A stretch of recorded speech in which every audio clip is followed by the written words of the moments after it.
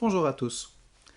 On va finir notre première moitié de la session avec l'étude d'un compositeur bien sûr immense et d'une notoriété incroyable. On va parler aujourd'hui de Beethoven.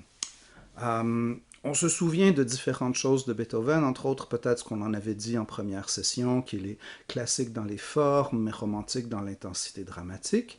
C'est une formule très condensée, mais qui permet quand même assez bien de situer son rôle dans l'histoire. La dernière fois, on s'était parlé de Mozart. On a avec Mozart et Beethoven deux génies très différents, tous deux très importants, immensément connus, mais deux manifestations différentes du génie, dans la mesure où chez Mozart, qui est un talent extraordinairement précoce, tout semble inné, tout semble clair, tout semble évident. Et Mozart va produire une musique qui, dans sa perfection absolue, semble quelque part assez objective. Beethoven, au contraire, n'est pas un génie précoce et on a l'impression chez Beethoven que l'idée musicale, que l'œuvre est le produit d'une longue gestation, d'un long mûrissement et surtout de plusieurs remises en question. J'ai eu l'occasion, il y a plusieurs années, d'aller voir une exposition dans laquelle on avait des manuscrits de compositeurs. Et j'ai pu voir côte à côte des manuscrits de Mozart et de Beethoven. Et la différence est flagrante parce que Mozart écrivait aucune note avant d'avoir composé l'œuvre en entier dans sa tête. Et à ce moment-là, il commençait à écrire. En fait, il ne faisait pas vraiment écrire, il retranscrivait tout ce qu'il y avait dans sa tête. Donc, il n'y a jamais de rature sur les manuscrits de Mozart. Tout est parfaitement aligné, parfaitement propre, et ça a l'air d'une copie de copiste. Chez Beethoven, au contraire, il y a des ratures, il y a des brouillons, il y a des flèches, il y a des indications, des trucs dans la marge. On a l'impression littéralement de le voir pétrir ses idées, puis les ramodeler, puis changer d'idée, puis revenir en arrière, puis ainsi de suite. Et curieusement, Beethoven va aboutir à quelque chose qui semble évident, mais cette évidence-là est elle-même le produit d'un long cheminement et de plusieurs essais-erreurs et de plusieurs recommencements. Alors que chez Mozart, tout semble couler de source. Les deux vont avoir un rôle historique différent, dans la mesure où Mozart va représenter l'aboutissement ultime de plusieurs idées et conceptions musicales qui, en quelque part, ne sont pas les siennes. Mozart n'a pas inventé le style classique viennois. Il a appris à écrire de son père Léopold, de Johann Christian Bach, de Haydn, de plusieurs grands musiciens de son époque, les compositeurs de l'école de Mannheim, et il a simplement poussé ces idées-là à leur plus haut niveau de perfection technique. Beethoven a fait ça un peu aussi, bien sûr. Il a appris le style classique viennois de Haydn, de Albrechtsberger, de tous les grands pédagogues de son époque, mais on a l'impression chez Beethoven qu'il va carrément amener la musique ailleurs. On n'est plus dans cette conception 18e siècle de voir dans la musique l'art de rendre les sons agréables à l'oreille. On n'est plus dans la conception de la musique comme une sorte de divertissement, mais plutôt comme une sorte d'aventure ou de quête spirituelle. Et dans ce sens-là, Beethoven est très romantique. Il voit justement l'art comme l'expression de son intériorité, plutôt que comme une projection de l'esprit dans la matière visant à obtenir des formes harmonieuses et parfaites. Donc il y a énormément de changements qui vont intervenir dans la production musicale de Beethoven et dans son apport à l'histoire de la musique occidentale. Il vit dans une époque charnière. Il vit à la fin du 18e, début du 19e siècle, dans les remous, dans les turbulences suivant la Révolution française, alors qu'il y a toutes sortes d'idées révolutionnaires, d'idées républicaines qui circulent partout en Europe. Certains héros de la République, comme Napoléon Bonaparte, vont cruellement décevoir Beethoven quand Napoléon va se couronner empereur, et Beethoven va se rendre compte que les idéaux républicains de Napoléon étaient finalement bien minces, alors qu'il est devenu finalement une sorte de tyran au même titre que n'importe quel roi. Donc, il va y avoir énormément de questionnements, à la fois sur l'autorité, sur les classes sociales, sur le rôle de l'artiste, du compositeur dans la société à l'époque de Beethoven. Et la société est en train de changer. les compositeurs, les musiciens qui depuis des siècles étaient des espèces d'ouvriers spécialisés au service des églises, au service des cours, au service des puissants de ce monde. Les artistes sont peu à peu, à l'époque du romantisme, en train de devenir des espèces de prophètes visionnaires, des espèces de gens qui sont investis d'une mission de partager les fruits de leurs aventures, de leur quête spirituelle, de leur démarche artistique. L'art, au 19e siècle, est en train de devenir presque une deuxième religion. C'est pas un hasard si le philosophe Hegel, qui est absolument contemporain de Beethoven, les deux sont nés en 1770, Hegel voyait trois façons pour l'âme humaine de s'élever vers l'absolu. Il y avait la religion, il y avait la philosophie, lui-même étant philosophe, ça allait de soi, et il y avait l'art.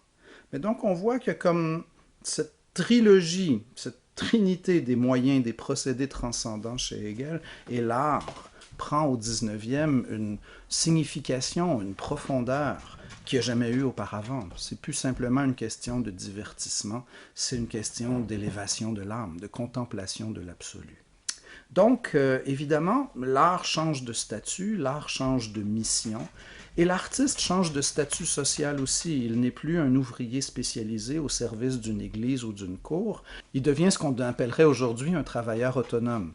Il est un pigiste. Il doit subvenir à ses propres besoins.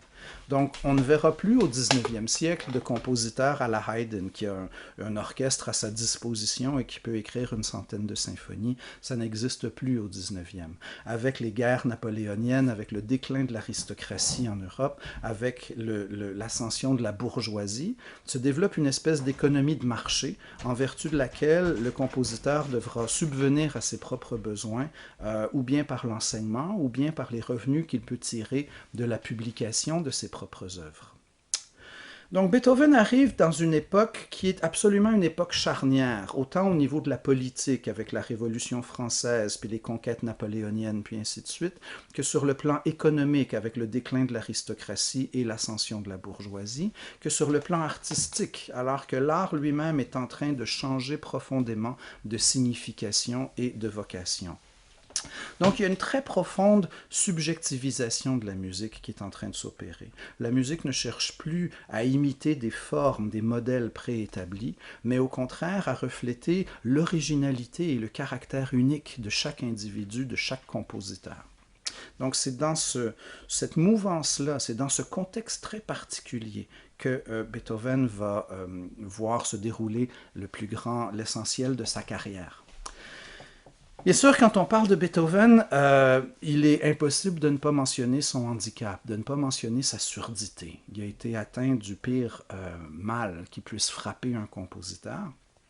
Et je crois que le fait qu'il ait continué non seulement à composer, mais à rester le plus important et le compositeur le plus significatif historiquement de son époque est un immense hommage à sa force de caractère et à sa détermination. Beethoven va... Évidemment, il n'était pas au départ le personnage le plus sociable. Le fait de devenir sourd va encore plus accentuer son caractère un peu renfermé et méditatif et intériorisé. Et c'est peut-être au fond ce qui a permis à une musique d'une telle originalité de pouvoir éclore à la fin de sa vie. Mais on va revenir un peu en arrière, puis on va situer les choses dans l'ordre. En général, il est admis de séparer la production de Beethoven en trois grandes périodes. La première, dans laquelle l'influence des maîtres viennois est beaucoup plus manifeste, on pourrait appeler ça, si on veut, une période d'influence de Haydn, et va jusqu'à peu près 1800-1802, c'est sa première période. La deuxième période, on l'appelle la période héroïque. C'est la période dans laquelle il va produire ses œuvres les plus violemment contrastantes, les œuvres les plus romantiques, entre guillemets, la 5e symphonie, le concerto empereur, plusieurs sonates de piano, dont l'Appassionata, où les contrastes dynamiques sont vraiment extraordinaires, où certains passages sont d'une violence extrême. D'ailleurs, Beethoven était reconnu pour briser ses pianos et constamment demander à son facteur d'instrument de renforcer le piano, puis de le faire plus fort, puis ainsi de suite. C'est de ces recherche-là que va éventuellement naître le piano du 19e, le piano romantique, avec son cadre en fonte, capable de supporter des tonnes de tension dans les cordes. Ce piano-là n'existait pas au début de la carrière de Beethoven, et donc il passait son temps à briser ses pianos. Mais on voit que d'une œuvre à l'autre, d'une décennie à l'autre, à mesure que sa carrière évolue, les idées musicales prennent de plus en plus d'expansion et il y a besoin de plus en plus de notes. Il va faire rajouter des notes dans l'aigu, dans le grave de son clavier. Il y a besoin de davantage de notes pour exprimer ses idées. Et on peut déjà là voir une première apparition d'une caractéristique très romantique qui va être la valorisation des extrêmes. Et c'est quelque chose qui est très important chez Beethoven. On a souvent des passages de double forte à double piano. Il y a des extrêmes au niveau dynamique, il y a des extrêmes au niveau du registre. On veut aller de plus en plus aigu, de plus en plus grave. Il y a des extrêmes au niveau des dimensions des œuvres. Certains de ces mouvements de symphonie vont exaspérer les contemporains de Beethoven qui vont trouver ça interminable et beaucoup trop long et ainsi de suite. Et par ailleurs, Beethoven va être le père de la miniature pour piano en écrivant des bagatelles et des recueils de toutes petites pièces. Donc il y a beaucoup de caractéristiques dont on verra plus tard qu'elles sont spécifiquement romantiques qui apparaissent déjà de façon très claire et manifeste chez Beethoven. Donc c'est ça, la deuxième période, la période héroïque, commence entre 1800 et 1802. À quel moment elle se termine, c'est pas clair, parce que dans la production de Beethoven, il y a une période de 6 ans où il est beaucoup moins productif, et cette période de 6 ans est un peu une période transitoire, et c'est de 1813 à 1819. Donc cette période-là serait, si vous voulez, l'espèce de coussin ou de séparation entre la deuxième et la troisième période. Donc on peut faire finir la deuxième un peu n'importe où entre 1813 et 1819. Et la troisième période, la dernière période de Beethoven, c'est clairement les années 1820, mais où on fait commencer ça? Encore là, il y a une espèce de flou artistique autour de tout ça. Évidemment, ce qui caractérise la première période, c'est une grande affinité avec le style classique viennois. La deuxième période, c'est la plus romantique de toutes, au niveau justement de cette valorisation des extrêmes dont je parlais tout à l'heure. La troisième période, c'est la plus difficile à catégoriser parce que les œuvres sont très différentes d'une à l'autre. Il y a différents points qui tendent à regrouper certaines pièces. Il y a des préoccupations fondamentales qu'on peut retrouver d'une pièce à l'autre, mais il y a aussi une variété d'œuvres, une variété d'idées qui est spectaculaire. Mais je voudrais déjà énoncer une idée ici en lien avec la troisième période, c'est le fait que Beethoven, dans cette troisième période, va tendre à retrouver ou revaloriser certaines formes musicales monothématiques. C'est le cas, par exemple, du thème et variations. Dans sa troisième période, il va écrire les variations Diabelli, il va faire certains mouvements de sonate qui sont des thèmes et variations, notamment le dernier mouvement de la sonate opus 111. Et il va également, surtout, s'intéresser au style fugué. Peut-être vous vous souvenez, on avait écouté un extrait de quatuor à cordes qui s'appelait La Grande Fugue.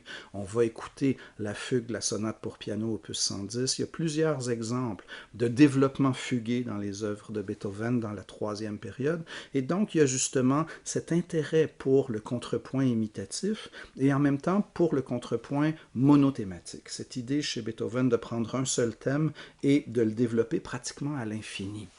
Et une des idées les plus importantes que je peux énoncer en lien avec Beethoven, c'est son immense et incroyable capacité d'imagination quant au fait de varier un thème indéfiniment. Si vous pensez au motif de la cinquième symphonie, vous ne pouvez pas imaginer un motif plus simple, plus banal que ça. C'est 4 notes dont une est répétée 3 fois et l'autre c'est une tierce plus bas. C'est pas plus compliqué que le motif générateur du thème des Télétobies. Et avec ce motif-là d'une simplicité déconcertante, Beethoven va le transposer, puis le moduler, puis le reprendre en séquence, puis rajouter des extensions et construire une immense cathédrale sonore avec ce petit motif d'apparence tellement anodine. Donc cette capacité du développement Et certains vont parler de la variation amplificatrice, c'est-à-dire qu'une variation qui rajoute, qui rajoute, qui rajoute à chaque fois un peu d'avantage.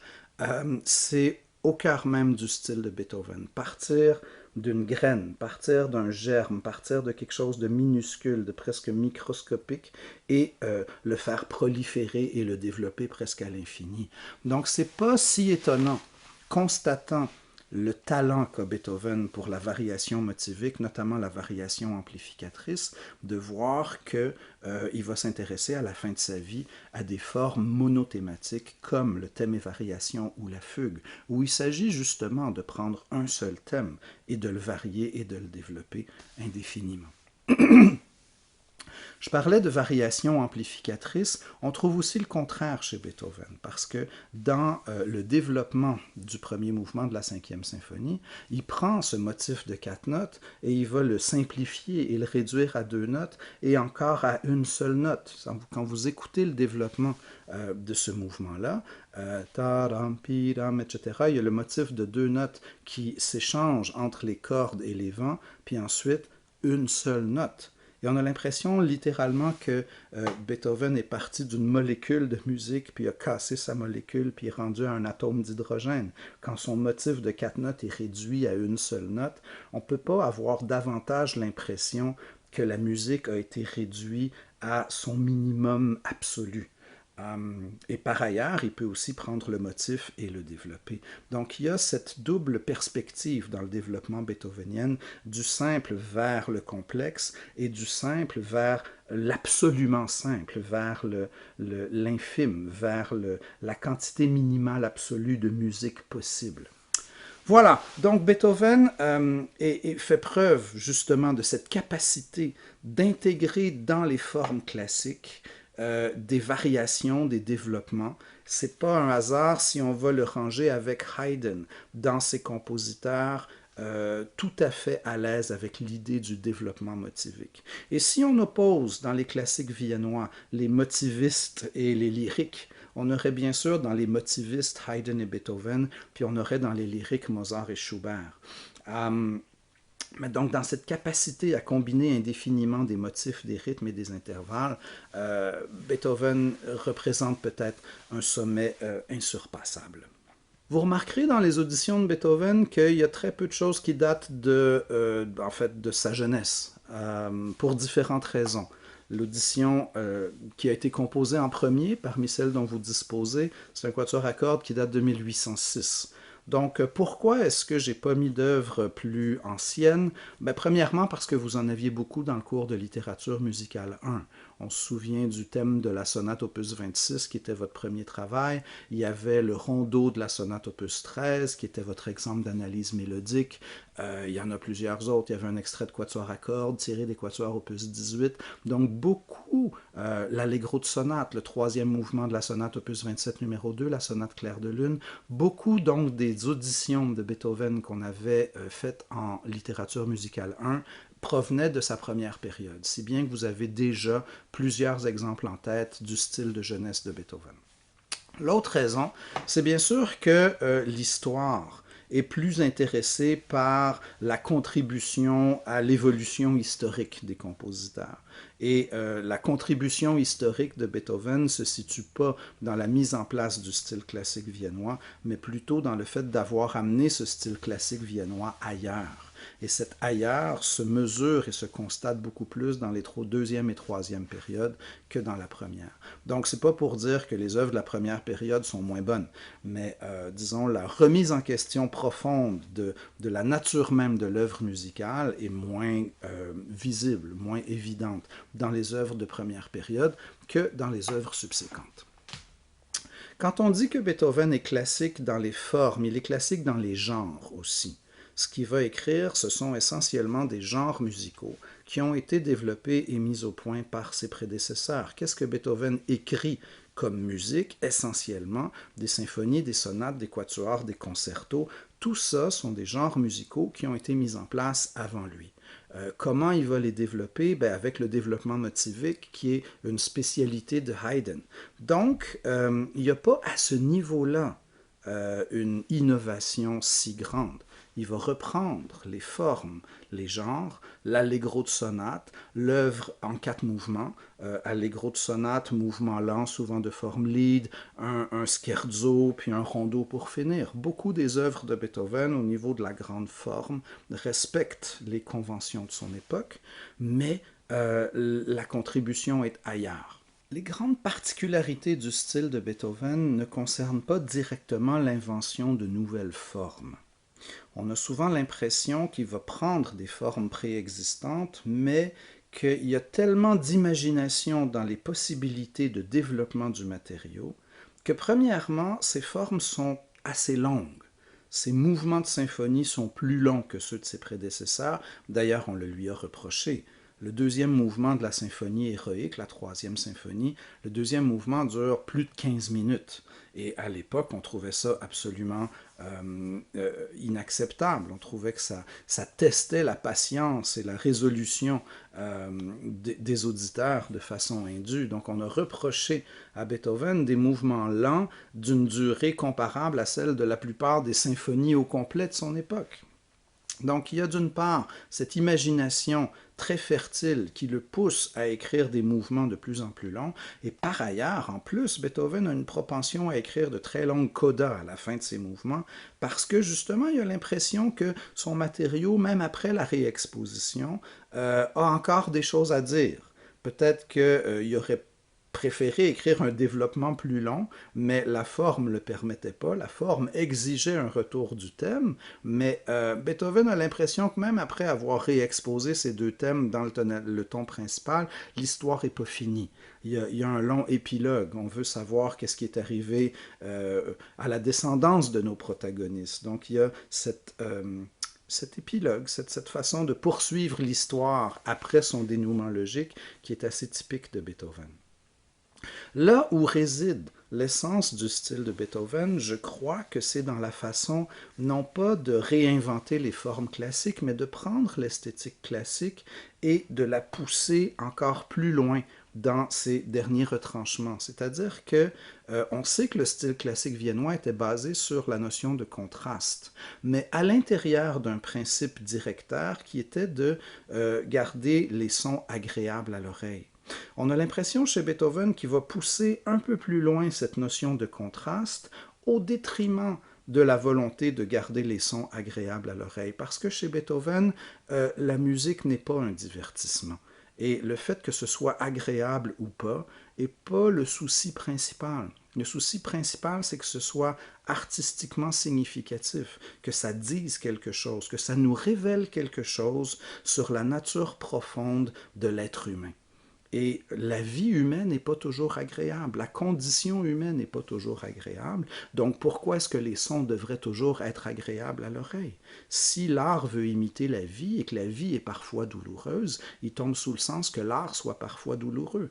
Et si vous avez à souffrir un petit peu, ben so be it. On souffrait bien en écoutant les tragédies grecques et on sentait avec la catharsis qu'à travers cette souffrance, à travers cette empathie que l'on ressent vis-à-vis de l'histoire en train de se dérouler, on est en bout de ligne purgé de nos propres douleurs, purgé de nos propres malheurs une fois que l'œuvre va être finie. Donc, si vous écoutez votre audition numéro 17, le Quatuor Razumovsky, opus 59, numéro 2, il y a, entre autres, vers la fin de ce premier mouvement, un moment où Beethoven insiste sur un accord de 9e mineur de dominante. Et évidemment, l'intervalle de 9e mineur est un intervalle extrêmement dissonant. Et Beethoven va le jouer et le rejouer et le rejouer et insister sur cette 9e mineure d'une façon que personne avant lui aurait imaginé. Parce que justement, il y a une telle tension, une telle exigence de résolution que le fait de le répéter et de le répéter et de le répéter encore d'une façon très rythmique. Il y a une utilisation du rythme dans certains des quatuors Razumovsky de Beethoven qui me fait presque penser à ce que va faire Stravinsky pratiquement 80 ans plus tard. Donc, il y a quelque chose de très moderne là-dedans et il y a quelque chose de très assumé dans l'utilisation de la dissonance. Comme quelque chose qui va finir par aller se résoudre, mais qui en soi crée une tension dramatique plus forte que ce qu'on avait vu auparavant dans le style classique viennois. Donc, cette notion très classique de vouloir faire en sorte que la musique soit agréable à l'oreille passe un peu au second plan chez Beethoven. Ce qui est d'abord important, c'est que la musique dise quelque chose. Que la chose qu'on va entendre soit agréable à l'oreille ou pas est secondaire au fait que ça doit dire quelque chose, et que ça doit nous apprendre quelque chose, et que ça doit nous faire vivre quelque chose. L'autre élément classique qui semble un peu relégué au second plan, c'est cette notion d'économie des moyens. On a souvent l'impression chez Beethoven qu'il va prendre toutes les notes dont il a besoin pour nous faire passer son idée et qu'il n'y a pas, contrairement à Mozart, le souci d'en dire le plus possible avec le moins de notes possible. Donc les deux éléments classiques qui tendent un peu à décliner dans l'esthétique beethovenienne, je dirais que c'est ça. D'une part, ce sentiment, cette préoccupation de garder les sons agréables à l'oreille, et d'autre part, le sens classique de l'économie des moyens. Je lisais l'autre jour, en faisant de la recherche pour le cours d'aujourd'hui, dans le... Où est-ce qu'il est?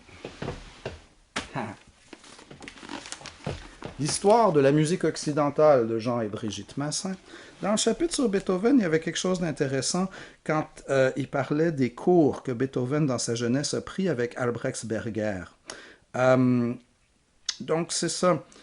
Albrechtsberger disait ceci de Beethoven: « C'est un exalté libre penseur musical, dira-t-il à ses autres élèves. Ne le fréquentez pas, il n'a rien appris et ne fera jamais rien de propre. » C'est évidemment facile et tentant de traiter Albrechtsberger de vieux con et de se dire qu'il a été bien idiot de ne pas être sensible au génie de Beethoven.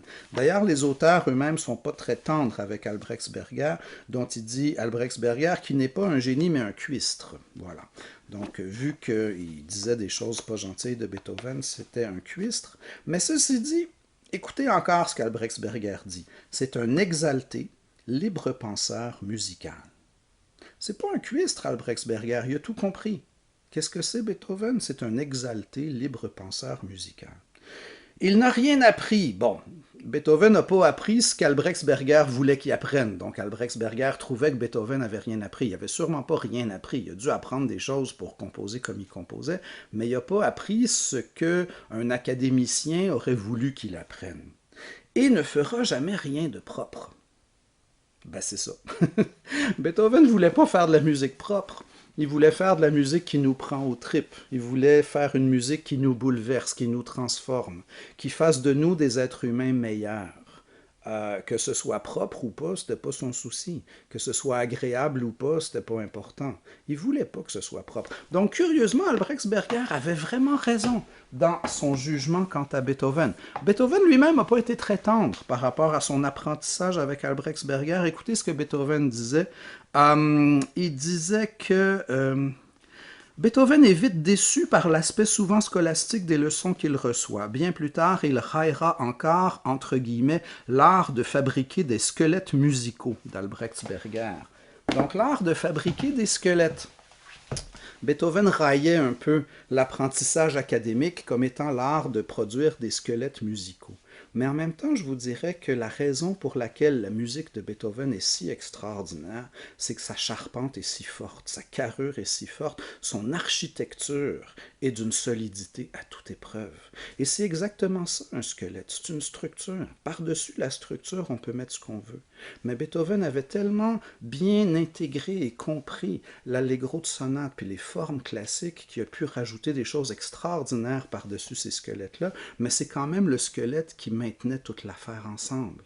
La raison pour laquelle j'aime tellement plus la musique symphonique de Beethoven que celle de Berlioz, c'est que je suis tellement sensible à l'architecture musicale et à la logique évidente du développement d'une œuvre musicale de Beethoven, alors que Berlioz, c'est très spectaculaire sonorement, mais à chaque nouvelle mesure, j'ai l'impression qu'il va un peu où il veut, puis qu'il va à tel endroit, mais qu'il aurait pu aller ailleurs, puis ça n'aurait pas changé grand-chose. Dans la musique de Beethoven, il y a une espèce de caractère d'inévitabilité qui est extraordinaire et qui requiert à la fois un sens de la forme inouï et une capacité du développement motivique qui est incroyable.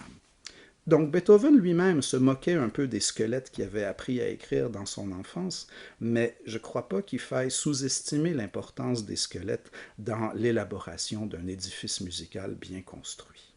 Alors c'était là ma petite parenthèse sur Albrechtsberger. Donc oui, on avait écouté en Litmus 1 un mouvement lent des quatuors opus 18 de Beethoven. Vous avez ici un mouvement d'un quatuor opus 59. Razumovsky était un prince russe qui avait commandé des quatuors à Beethoven et c'est la raison pour laquelle les quatuors opus 59 lui sont dédiés. On les appelle donc les quatuors Razumovsky.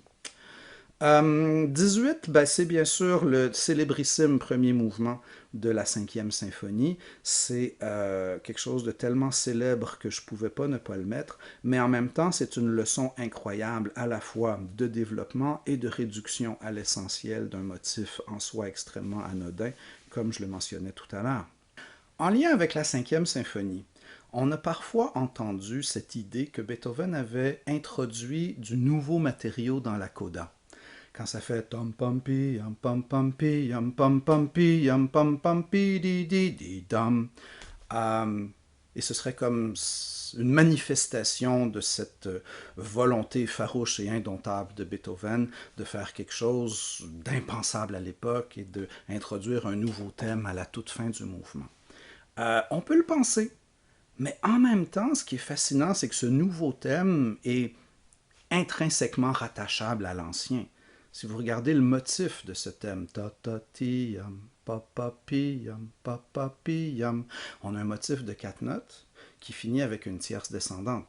Ta ta ta ta. La seule différence, c'est qu'au début, il y avait les unissons qui précédaient la tierce descendante, alors qu'à la fin du mouvement, c'est des secondes ascendantes. Ta ta ti qui précède tam, la tierce descendante. Ta ta ti yam pam pam pi yam pam pam pi di di di dam, etc. Donc oui, c'est nouveau, mais comme souvent chez Beethoven, c'est du nouveau qui peut être relié à de l'ancien, qui est une nouvelle manifestation de motifs déjà entendus ou d'une idée déjà entendue, de l'idée d'un motif de 4 notes terminé par une tierce descendante qui va être repris en séquence puis qui va construire des thèmes puis ainsi de suite. Donc quand je disais tout à l'heure que Beethoven avait cette imagination incroyable pour prendre un petit motif et le varier, ben, la variation du motif peut facilement dans la coda donner naissance à un entre guillemets nouveau motif dont la nouveauté est en soi relative et discutable, mais qui semble, selon moi, organiquement lié avec le motif initial. Voilà, donc souvent on lit des choses, nouveaux motifs, nouveaux thèmes, on se dit oui peut-être, puis si on gratte, puis on approfondit, puis on analyse, on peut trouver une antithèse à la thèse, puis éventuellement peut-être essayer d'arriver à une synthèse. La synthèse étant, oui si on veut il est nouveau, mais on pourrait aussi dire qu'au fond il est rattaché au thème initial. Je vous ai mis le début du mouvement lent du concerto Empereur, c'est tellement beau. Entre autres pour montrer que, un peu comme Mozart, Beethoven est capable de faire chanter les instruments et est capable de faire des thèmes d'une très grande expressivité. Mais en même temps, la chose que je voulais illustrer avec cet extrait du mouvement lent de l'Empereur, c'est l'allongement du rythme harmonique. Remarquez que quand le piano fait son entrée, on est sur 2 mesures complètes d'accords de tonique à tempo lent. Et on a vraiment l'impression que l'harmonie est immobile. Il y a une espèce de statisme, il y a une espèce de regard sur l'éternité tellement l'harmonie bouge pas vite. Et c'est très très emblématique de ce qui va se passer par la suite, à savoir justement qu'il y a cet allongement du rythme harmonique quand on passe du style baroque au style classique viennois, au style romantique.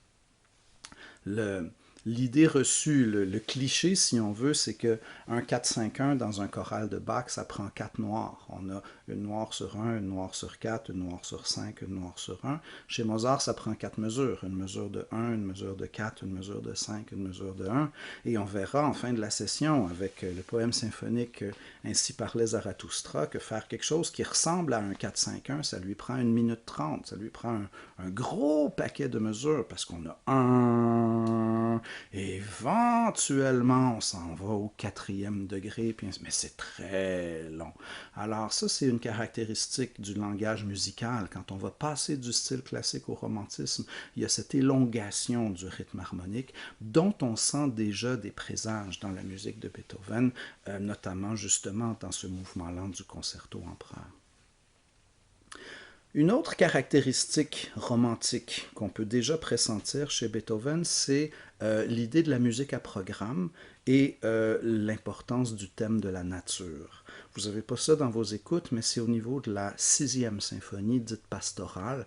Il y a plusieurs annotations dans la partition qui indiquent ce dont s'est inspiré Beethoven pour tel ou tel passage dans la symphonie. Alors, il y a les ruisseaux qui coulent, il y a les oiseaux qui chantent, il y a l'orage, et ainsi de suite. Donc, il y a ce vocabulaire très imagé, en même temps que la volonté donc de rattacher la symphonie à quelque chose qui lui est extérieur. Cette idée de sortir du cadre strict de la musique symphonique instrumentale va être encore plus manifeste quand Beethoven va écrire sa dernière symphonie, quand il va écrire la 9e et qu'il la termine avec l'Ode à la joie. Il y a encore là des gens qui ont vu une espèce d'allusion parce qu'en allemand, les mots joie et liberté sont très très similaires et l'Ode à la joie aurait pu facilement justement être chanté avec les mots Ode à la liberté. Sauf que le mot liberté avait des connotations révolutionnaires, puis ça aurait pu être censuré, puis ainsi de suite. Donc c'est peut-être pour Beethoven une façon d'écrire une Ode à la liberté en contournant la censure que de l'appeler cette Ode à la joie sur le poème de Schiller. Édouard Hanslick, qui est un des grands musicologues du 19e, était lui-même plus ou moins d'accord avec le fait de terminer la 9e symphonie avec des chœurs. Il avait comparé ça à une statue de marbre dont la tête aurait été colorée. Alors il trouvait qu'il y avait un problème d'unité entre le final de la symphonie et le reste de l'œuvre. Mais c'est pour vous dire à quel point, d'une part, l'approche de Beethoven est novatrice, puis d'autre part, il va un peu poser un problème à ses successeurs, dans la mesure où les gens, après ça, ne sauront plus trop quoi faire avec la symphonie. Comment faire une symphonie après les 9 symphonies de Beethoven sans avoir l'impression un peu de redire ce qui a déjà été fait dans le style classique viennois? C'est un des défis que va poser Beethoven à la postérité, à savoir comment on peut réinventer, comment créer une symphonie romantique. Et c'est sans doute Berlioz qui va y répondre de la façon la plus convaincante avec sa symphonie fantastique. Mais on a cet éternel questionnement, quoi faire après Beethoven, qui va vraiment tourmenter les compositeurs de son époque, tellement on a eu l'impression que Beethoven avait poussé les formes et les procédés classiques jusqu'à leur dernier retranchement. Si Beethoven avait été un compositeur relativement prévisible, on aurait pu penser que le début de sa carrière serait très classique viennois, puis que la fin de sa carrière serait très romantique, et l'ensemble de sa progression aurait été une espèce de fondu enchaîné du style classique vers le romantisme. Beethoven a ceci de particulier qui fait rarement ce qu'on s'attend de lui, et donc c'est pas ça du tout. En fait, sa première période est très classique, sa deuxième est très romantique, et la troisième est complètement indéfinissable. Peut-être parce que justement il était rendu complètement sourd, ce qui l'a coupé de la réalité acoustique des sons, ça l'a obligé à inventer une musique qui était profondément originale et qui ressemblait non seulement à rien d'autre qui existait à l'époque, mais qui remet même en question les notions de style classique et de romantisme et ainsi de suite. La dernière période de Beethoven non seulement s'inspire du style classique pour l'architecture musicale et du romantisme pour l'espèce de quête spirituelle qu'on peut y trouver, mais il semble souvent revenir vers une certaine forme d'esprit baroque, notamment avec les formes monothématiques, avec le thème et variation, avec la fugue, l'idée du contrepoint imitatif, qu'on retrouve très souvent dans ses dernières œuvres. Ça a quelque chose de très très en lien avec l'esprit du baroque. Et par ailleurs, il y a une telle volonté d'amener la musique là où elle n'est jamais allée, et il y a une telle audace dans les verticalités, dans les accords, dans le langage harmonique qu'il va utiliser, qu'à plusieurs égards, certaines de ses dernières œuvres sont très modernes. Quand vous écoutez les dernières sonates de piano, quand vous écoutez le quatuor opus 133, la grande fugue, qui était le final initialement écrit pour son quatuor opus 130, Ce sont des œuvres qui sont absolument sans égale à l'époque où elles ont été créées et qui sont, pour reprendre une phrase qui est un cliché absolu, mais qui dans le cas de Beethoven est vrai plus qu'avec n'importe quel autre compositeur de l'histoire de la musique, qui sont en avance sur leur époque.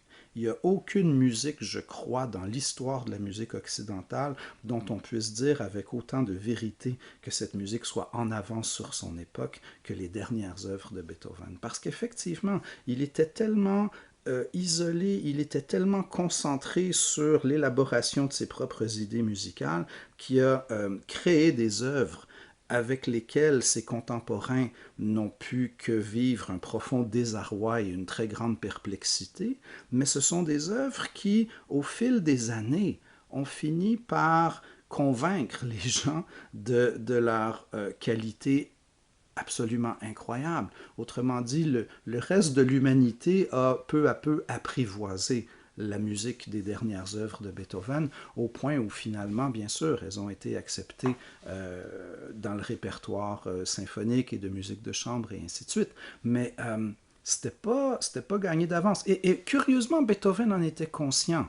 Apparemment, quand il a écrit la sonate à Merclavier, opus 106, il disait « Voici une sonate qui va donner de l'ouvrage aux pianistes quand ils la joueront dans 50 ans. » Et c'est peut-être la première fois dans l'histoire de la musique qu'on a cette impression d'un compositeur qui écrit pour les générations à venir, sachant que ses propres contemporains ne seront pas capables de s'identifier à ce qu'il fait, mais ayant confiance qu'éventuellement, on va y arriver. Et c'est très emblématique du rôle que Beethoven donne à la musique. C'est pas divertissant, c'est pas cute, c'est profond, c'est lourd de sens, c'est significatif, c'est l'objet d'un travail ardu de la part du compositeur qui peut demander un effort de la part de l'auditeur et surtout de l'interprète. C'est pas une musique qui est facile à jouer et c'est pas pensé comme ça. Il y a une histoire célèbre, on ne saura jamais jusqu'où c'est authentique, mais quand Beethoven écrivait son concerto de violon, l'interprète à qui c'était destiné aurait dit de tels passages que c'était inexécutable, qu'il n'était pas capable de jouer ça, et il demandait à Beethoven de le changer. Mais Beethoven de répondre « Pensez-vous que je me soucie de votre misérable violon quand l'esprit me parle ?» Alors, ça peut avoir l'air prétentieux et arrogant, mais en même temps, quand on compose comme Beethoven, pourquoi pas? Alors, ce que Beethoven dit, c'est que l'idée, c'est ça. Puis lui, il n'est pas prêt à compromettre son écriture ou son idée pour quoi que ce soit. Y compris pour l'incapacité de l'interprète à jouer ce que lui écrit. Et effectivement, aujourd'hui, les bons violonistes sont capables de jouer le concerto de Beethoven et les bons pianistes sont capables de jouer les dernières sonates. Il y a toujours des passages problématiques, mais c'est pas si grave parce qu'il y a des passages problématiques dans la vie, puis on passe à travers quand même. Donc, il y a des passages problématiques dans l'art, pourquoi pas, si l'art veut refléter la vie. Au fond, notre job en tant qu'interprète, c'est de nous acquitter de la tâche le mieux possible, d'une façon qui rende justice à l'intention de l'auteur et qui parle à notre auditoire. Alors voilà, Beethoven, contrairement à Chopin ou Liszt, par exemple, n'est pas un compositeur qui va écrire en fonction de ce qui tombe facilement sous la main. Ce qui fait qu'on a le contraire. Chez Liszt, on a parfois l'impression de choses d'une difficulté extrême, et quand on figure les bons doigtés, les bonnes positions, les bons regroupements, les bons gestes techniques, on se rend compte que tout ça est fait pour être joué, que les passages apparemment les plus injouables sont vraiment pensés en fonction des capacités de la main sur l'instrument, parce que Liszt était un pianiste extraordinaire, donc il savait très bien ce que la main était capable de jouer. Chez Beethoven, au contraire, il écrit pour piano comme si c'était une symphonie ou un quatuor à cordes ou ainsi de suite. Il n'y a aucun compromis, il n'y a aucune adaptation de la composition en fonction du fait qu'il écrive pour piano ou pour violon ou pour ainsi. Bon, c'est sûr que oui, des fois il y en a, il écrit des basses d'Alberti à la main gauche, puis ainsi de suite, mais dans l'ensemble, Beethoven va écrire ce que son inspiration lui dicte et c'est à l'interprète de s'arranger pour le reconstituer avec des sons de la façon la plus convaincante possible. Donc, il y a toujours cette idée, justement, que c'est l'esprit qui lui parle et qu'il vient nous révéler le message des communications qu'il y a eu avec son esprit et que nous, pauvres mortels, on doit figurer sur un instrument. Comment essayer de traduire tout ça avec des sons. Bonjour. Je voulais vous illustrer certains points en lien avec deux des auditions que vous avez, notamment, c'est-à-dire le concerto Empereur d'une part et la Bagatelle, opus 119, numéro 1 par ailleurs. Pour ce qui est du concerto, remarquez, vous avez les partitions, page 42-43 de votre cahier de notes de cours. Ce thème-là, au départ, est en si majeur.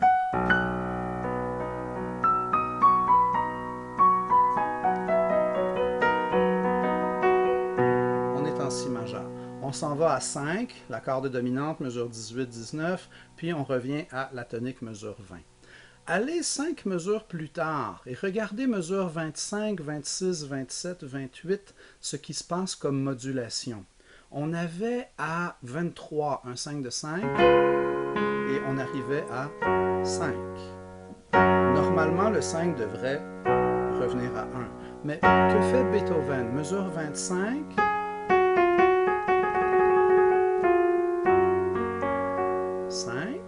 5 de 5, 5, et là, pour venir ici,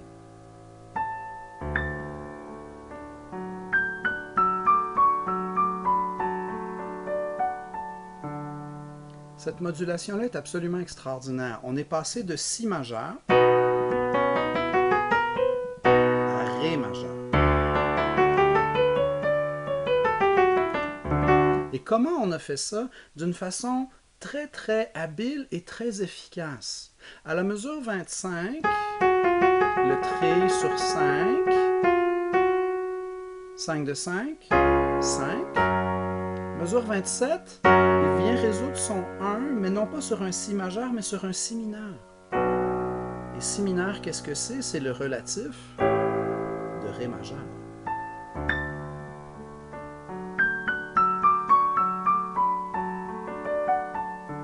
Alors, comment est-ce que Beethoven a modulé? Beethoven a modulé au relatif du ton homonyme. Okay? On était en si majeur, le mode opposé c'est si mineur, le ton relatif c'est ré majeur. Et ce type de modulation au relatif du ton homonyme, ou si vous voulez, à la tierce mineure supérieure, on était en si majeur, on est rendu en ré majeur, qui fait avec deux accords. Okay? 5 de 5, 5, si mineur, la 7, ré. Ça lui prend très très peu de moyens pour nous amener complètement ailleurs dans le système tonaire.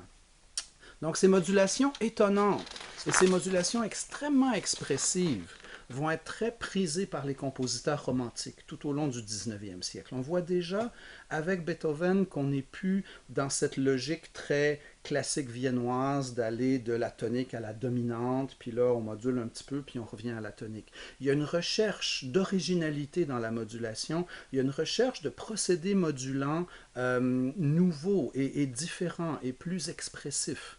Dans la sonate dite Waldstein, Beethoven expose un premier thème en Do majeur, puis le deuxième thème est dans le ton de la médiante, Mi majeur, le ton de la dominante du ton relatif.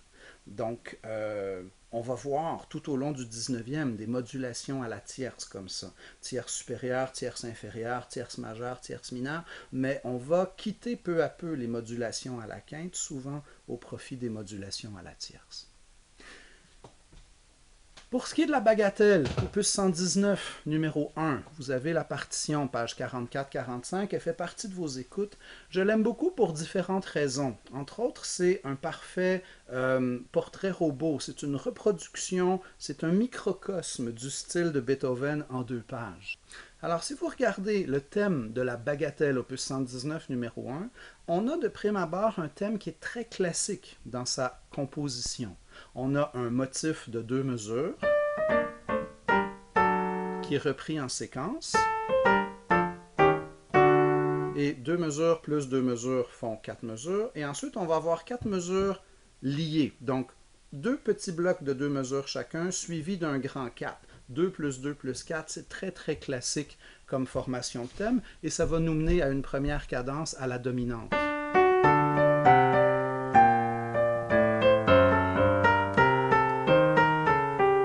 Cadence à la dominante. On reprend le thème.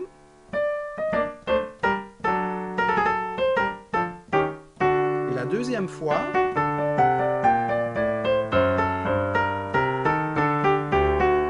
on cadence à la tonique. Remarquez la modulation. Oh, ok. On était ici. Et on module.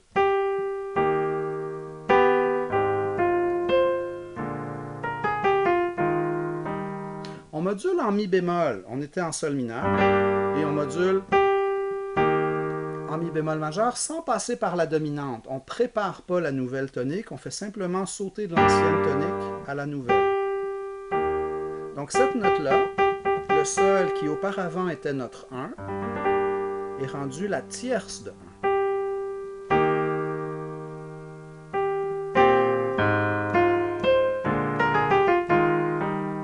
Ensuite, on continue.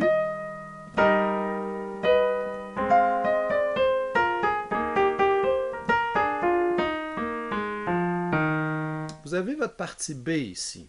Et le B se subdivise lui-même en deux parties. Ce qui commence à 25, on pourrait croire que c'est un C, mais ce n'est pas un C. Ce que fait Beethoven, en fait, c'est qu'il va inverser ces deux membres de phrase. Remarquez, à 17, on a d'abord le motif avec blanche, noir, noir, noir, puis la descente en croche. Et quand on arrive à 25, on a d'abord la descente en croche. Et à la fin, on a le motif avec la blanche puis les noirs. Donc, au fond, la première partie du B se trouve à être inversée dans la deuxième. Dans la première partie, on a blanche, noir, noir, noir, puis ensuite la descente de croche. Et dans la deuxième partie du B, on a les descentes de croche et ensuite blanche, noir, noir, noir. Cette capacité de réagencer les éléments est tout à fait représentative de la construction classique viennoise des thèmes. Étant donné que les thèmes sont ponctués de silence, on est capable d'inverser les différentes sections. C'est ce que j'appelle affectueusement des thèmes IKEA. On peut les démonter et les remonter autrement. Vous avez un petit 4 mesures de transition en haut de la deuxième page, 33, 4, 5, 6, alors qu'on était en mi bémol. Excusez.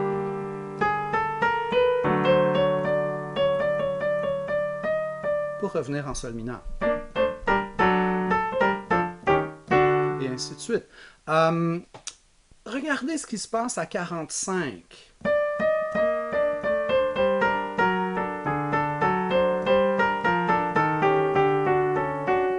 Qu'est-ce qu'il est en train de faire? Il est en train de jouer le thème, mais avec une série ininterrompue de croches.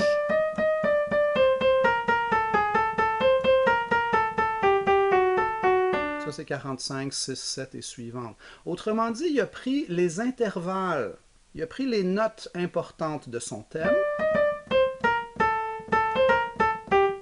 mais il les a jouées avec le rythme des mesures 5 à 8. Okay. Son thème de 8 mesures, au départ, c'était le petit motif avec les noirs détachés, et ensuite les croches. Et qu'est-ce qu'il fait? Il va jouer son thème ta-di-dam pam pam pam, mais dans une version uniquement avec des croches. Autrement dit, il va prendre le rythme des mesures 5 à 8, puis les notes de 1 à 4, puis il va combiner ça ensemble.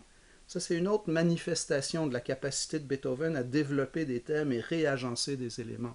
Donc, ce que vous avez là à partir de 45, c'est ce que j'appelle affectueusement une Frankensteinisation des mesures 1 à 4 et 5 à 8. On prend les notes de 1 à 4, on prend le rythme de 5 à 8, puis on combine ça, et ça donne ceci.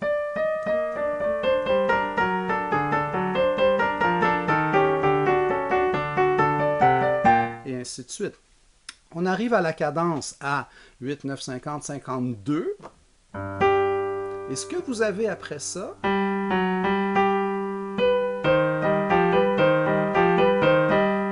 ainsi de suite.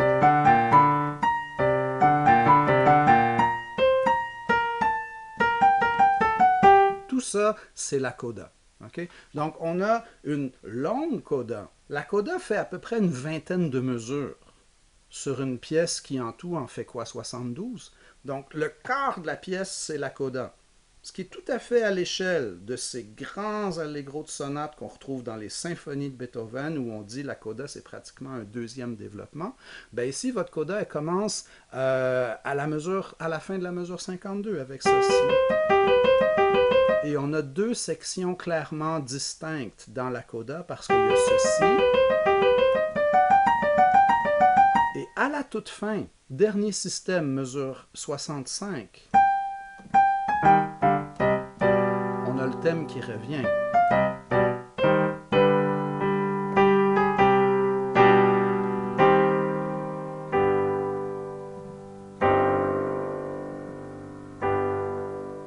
Dans une extraordinaire ambiguïté tonale, parce que quand le thème revient à 65, c'est la dernière fois qu'on l'entend, et il n'est même plus dans le ton principal. Quand on réentend le thème à 66, le thème est en do mineur. On est en do mineur à ce moment-là. Alors comment il peut finir une pièce en sol mineur en nous jouant le thème en do mineur? Ben regardez bien.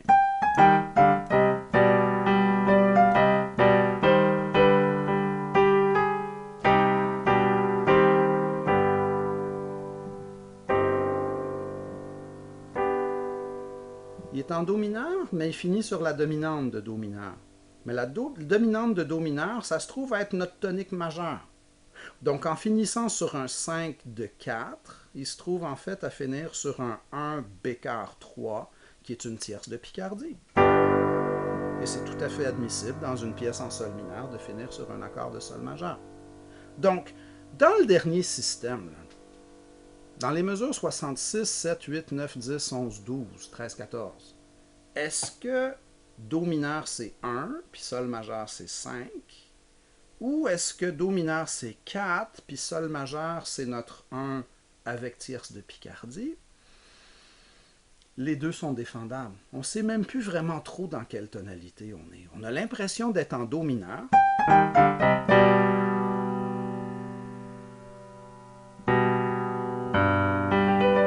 On a l'impression d'être en do mineur, mais quand ça finit sur 5, c'est une fin qui semble suspensive, mais qui au niveau de la forme se trouve à résoudre. Donc on voit ici un autre exemple de l'espèce de jeu constant sur les tonalités, et surtout une belle manifestation de la profonde originalité qu'on trouve dans l'utilisation des tonalités chez Beethoven. Cette idée de réexposer au ton de la sous-dominante, puis finir sur le 5 de la sous-dominante, c'est tout à fait inouï à l'époque, et c'est très emblématique justement des libertés tonales que les compositeurs romantiques vont prendre dans les années subséquentes. Beethoven a sans doute traversé plusieurs épreuves dans sa vie, ça va de soi, c'est presque une évidence, un pléonasme. Bien sûr, il y a tout ce qui est lié à sa surdité, mais il y a également le fait d'avoir été né d'un milieu modeste et d'avoir côtoyé toute sa vie des gens de la haute aristocratie, dont il dépendait de la générosité et des largesses pour être capable d'exercer son métier de musicien. Il y a quelque chose là-dedans qu'il trouvait profondément injuste. Apparemment, il s'était déjà fâché avec un de ses mécènes, le prince Lichnowsky, qui lui avait demandé de jouer alors que lui, ça ne lui tentait pas, puis qu'il y a eu une espèce de dispute entre les deux, et apparemment Beethoven aurait dit « Prince, vous êtes prince par le hasard de la naissance. Moi, ce que je le suis devenu par la force de mon travail. Des princes, il y en a des centaines et il y en aura des milliers, mais il n'y a qu'un seul Beethoven. » Alors, c'est facile de le trouver arrogant et prétentieux, mais en quelque part, il avait raison. Beethoven avait cette conscience d'apporter à l'humanité quelque chose que la plupart des princes étaient incapables d'apporter, un héritage absolument unique. Beethoven, en 1802, a connu une grave crise dans laquelle il a pensé mettre fin à ses jours. Et il a écrit beaucoup à cette époque-là, dans une petite maison dans la ville de Heiligenstadt. Et il a écrit ce qu'on a appelé son testament de Heiligenstadt, dans laquelle il raconte, entre autres, qu'il a décidé de ne pas mettre fin à ses jours, entre autres parce qu'il y avait trop de musique à écrire. Il y avait un devoir vis-à-vis cette musique en gestation, dont il savait très bien que si lui ne l'écrivait pas, personne ne l'écrirait à sa place, et qui constituerait sans doute un jour un joyau de l'humanité, quelque chose de tout à fait unique. Et quand on pense à quelque chose qui est presque devenu un mime, mais quand on pense au thème de l'hymne à la joie, de la cinquième symphonie, on se demande comment quelque chose qui est aussi universellement unifiant, quelque chose qui peut inspirer une telle communion universelle de tous les humains, ait pu être écrit par quelqu'un qui avait de l'air aussi irascible et associable et qui envoyait promener tout le monde. Il y a dans la douleur et dans l'aventure profondément humaine de Beethoven, une façon de transposer tout ça dans sa musique, qui fait en sorte qu'on écoute sa musique et on est comme nourri par ses propres expériences, par son propre vécu. Donc s'il est vrai qu'au 19e siècle, l'art aspire à devenir un processus transcendant, il n'y a peut-être aucune œuvre musicale où ce phénomène-là est aussi manifeste que dans la musique de Beethoven. Et c'est la raison pour laquelle elle nous fascine encore aujourd'hui et elle n'a pas fini de nous fasciner. Alors voilà, bonne écoute et à très bientôt.